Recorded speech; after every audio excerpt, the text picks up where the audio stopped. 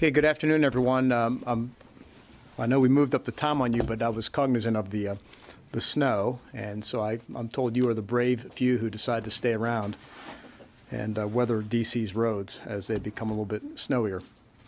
Anyways, good afternoon, everyone.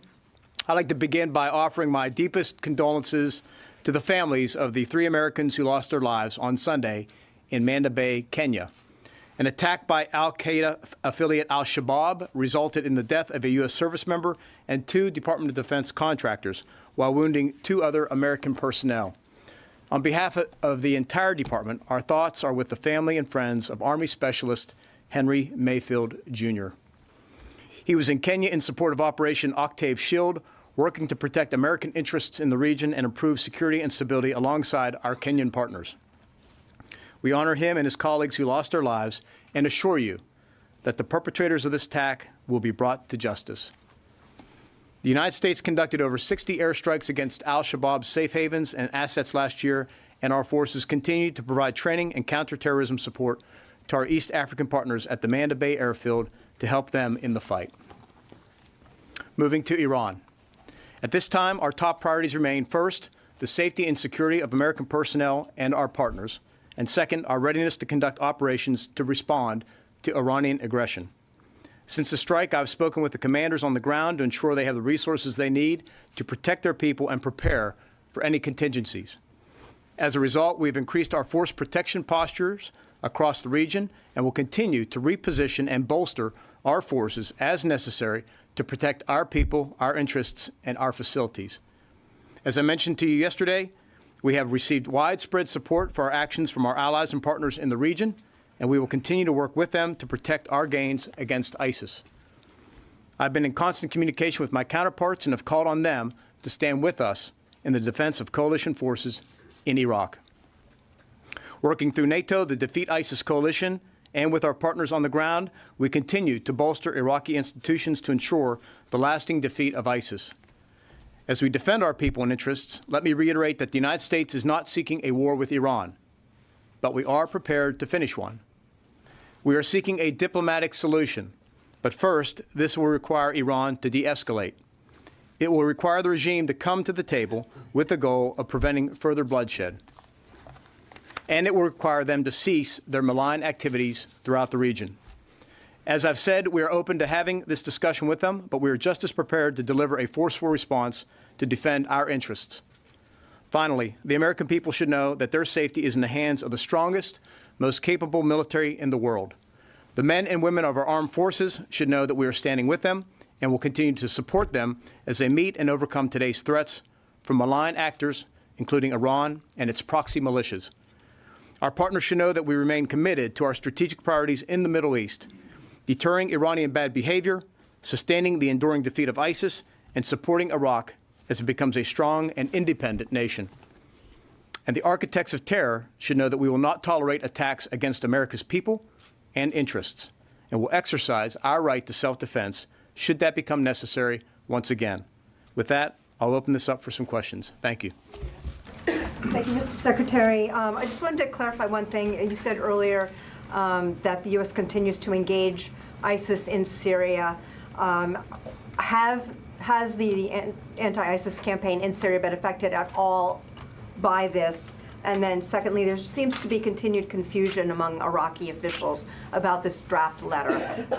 There was a televised appearance by Mahdi earlier today in which he sort of laid out what he said was a signed letter that the Iraqis got. Those are his words. And he suggested that another letter should be sent. What have you done and are you continuing to do to clear up what you said yesterday was a mistake? Our policy has not changed. We are not leaving Iraq.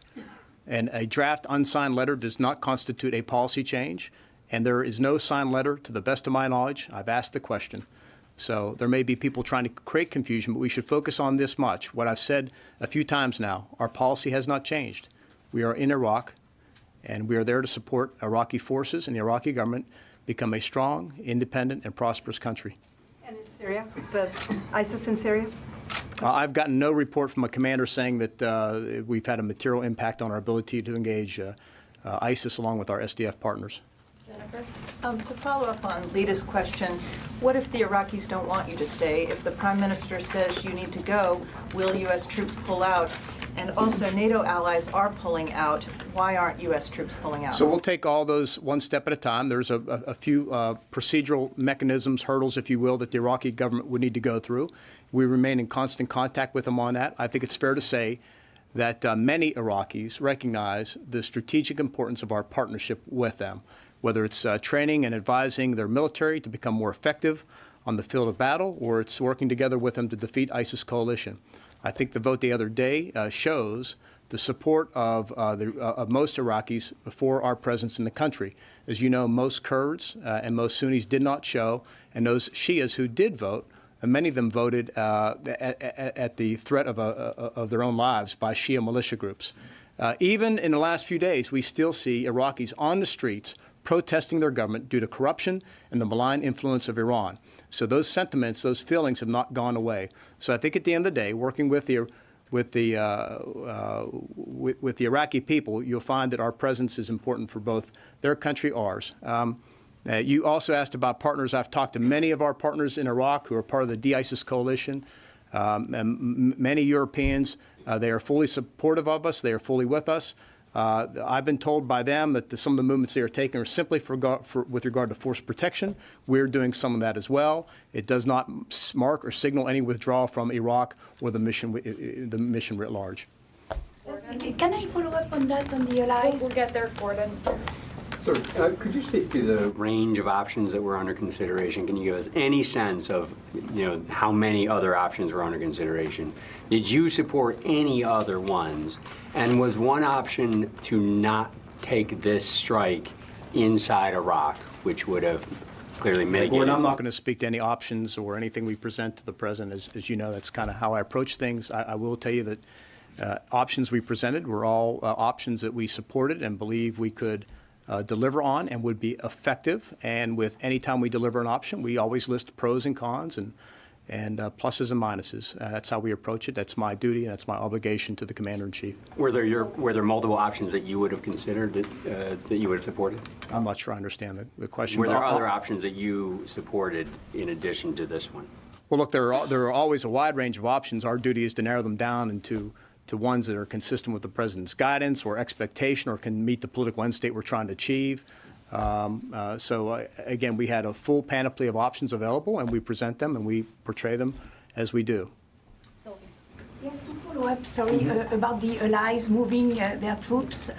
Does it mean that you couldn't guarantee their security, especially with an air protection, or did you ask them to move their troops? No, I don't think so. I know in one case in particular, it was just a matter of us being able to move in additional U.S. forces into a confined space that was being occupied by some of the international trainers, partners on the ground, and it was just a logistical issue. Thank you. Can you clarify, the attack Soleimani was planning, was that days or weeks away? I think it's more fair to say days, for sure.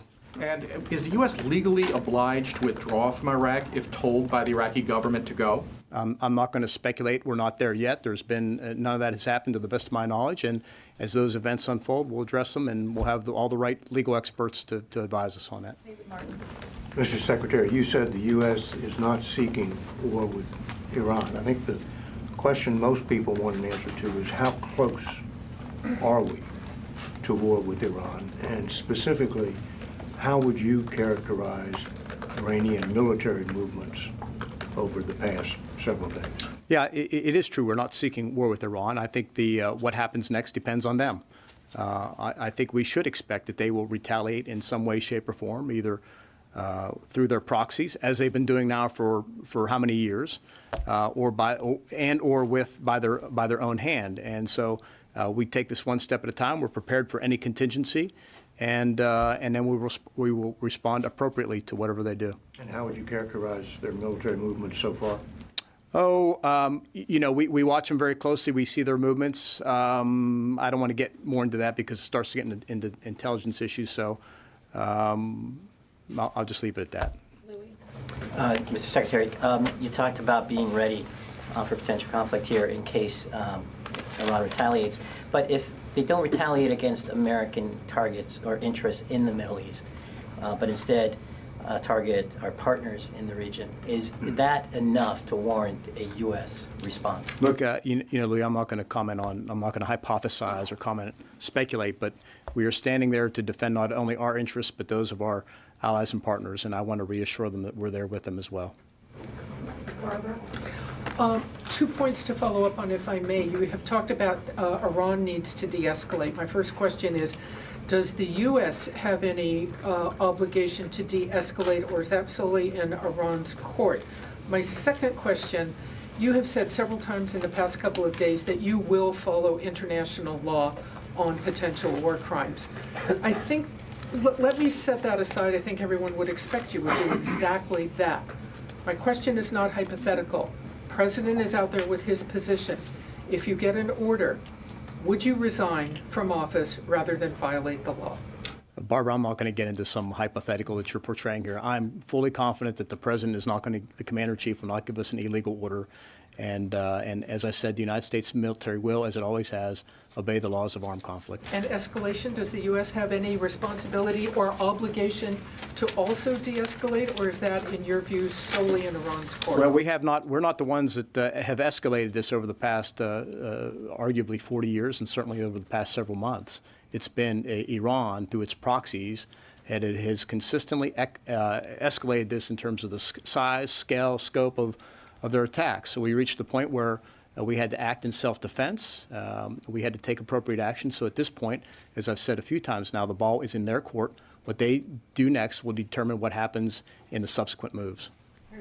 Thank you. Mr. Secretary, I would like to ask you, before the attack against Qasem Soleimani, have you been in consultations with your partners in the region, I mean the GCC countries or Israel, if you have informed them that this operation is going to take place today at this moment? Yeah, I'm not going to get into the details of our consultations on any matter with other countries. Obviously, we've been talking about our force posture in Iraq for some time, our concerns about Iranian actions or the actions that they are inspiring, resourcing, or directing through its militias. But I'm not going to get into any details. Just a quick follow-up on your remarks about the parliamentary vote. You raised some questions about the kind of people who did vote and didn't vote yesterday and today. Do you believe that vote was legitimate? That resolution calling on U.S. forces to leave was legitimate? And then separately, on the issue of, you said that you expect Iran to retaliate. Are there any off-ramps to this crisis, or do you expect that we're heading towards this military confrontation? On the first question, I won't characterize it any differently than what many other people have characterized it, many experts, and that is as non-binding. And we know there are mechanisms by which they would have to act. I'm not an expert on the Iraqi government, so I characterize it the way I did with you all the other day as non-binding. With regard to the off-ramps, there's a big off-ramp sitting in front of Tehran right now, and that is to de-escalate, to message us that they want to sit down and talk without precondition, by the way, to the United States about a better way forward, a way forward which would constitute a new mode of behavior by Iran, where they behave more like a normal country, and that would, one could presume, free them up from economic sanctions and allow the Iranian people to pursue the life they want to live, and that is one with freedom and prosperity and all those things that most human beings want. Yeah, thanks for doing this, sir. After pressure from Iran, has the Iraqi government prevented the U.S. military from using certain capabilities within the country, hampering operations in any way? They have taken some actions in the past that had hampered some of our operations with regard to airspace and things like that, but nothing that we weren't eventually able to work through with them. And is that happening currently? There's nothing they're doing right now that is hampering our operations, to the best of my knowledge. I just want to follow up on Phil's earlier question. So what would, just to press you a little bit more on this, what would constitute a binding order from the Iraqi government? Because there seems to be a disconnect from what the Prime Minister is telling Ambassador Tuller and heads of state from Europe about implementing this resolution for the Iraqi parliament and what the Pentagon says has been communicated or hasn't been communicated. Yeah, I think that's a great question for the Iraqi Prime Minister. So, but does that mean that you are not taking his his communication about the implementation of that parliamentary resolution on its face in terms of what he's actually To the saying? best of my knowledge, I haven't received any communication from him or the Iraqi government about the legislation or about an order or a request to withdraw U.S. forces. Thank you. Mr. Secretary, can you please explain to us how the killing of one of Iran's top generals would contribute to the case of de-escalation? You're asking Iran to de-escalate now. Would the U.S. Respond in such a manner if one of your top generals was killed in a third country? Well, let's take a look at history. Soleimani was a terrorist leader of a U.S.-designated foreign terrorist organization. He's been conducting terrorist activities against us and our coalition partners for over 20 years. He has the blood of hundreds of Americans, soldiers, on his hands and wounded thousands more. And then we could talk about all the mayhem he's caused against the Syrian people, the people of Lebanon, even his own people in Iran. He is responsible in the Quds Force for the killing of Iranian people. So this sense that somehow taking somebody who, oh, by the way, over the last few months, had planned, orchestrated, and or resourced attacks against the United States that resulted in the killing of American and the siege of our embassy in Baghdad, and was in Baghdad to coordinate additional attacks, to somehow suggest that he wasn't a legitimate target, I think, is fanciful. He was clearly on the battlefield. He was conducting, preparing, planning military operations. He was a legitimate target, and his time was due. One final question. I'll go to Jeff Schobel. Already asked. Oh, okay. Tony. Can you give a little bit of a preview of what you're going to tell Congress tomorrow? In terms of how much detail will you be willing to give members that you're having thus far told the public in terms of the size, scope, and eminence? You're aware how skeptical people are of the imminent threat issue. You were there in 2003 when you heard all that. Mm-hmm. So temper expectations. What are you prepared to disclose to Congress tomorrow? Well, look, first of all, much of my messaging to Congress will be the same as what I'm delivering to you all here in terms of my views on the policy, the broader regional situation, the history.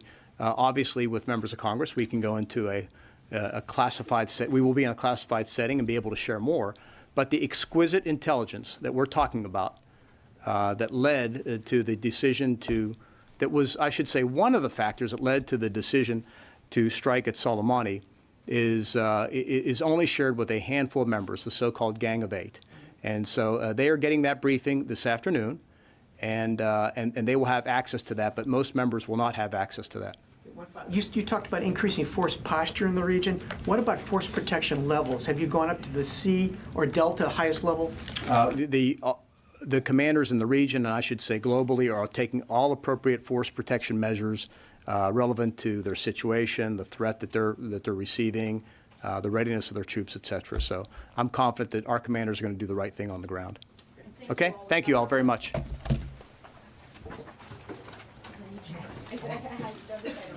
problem. It's been a long week.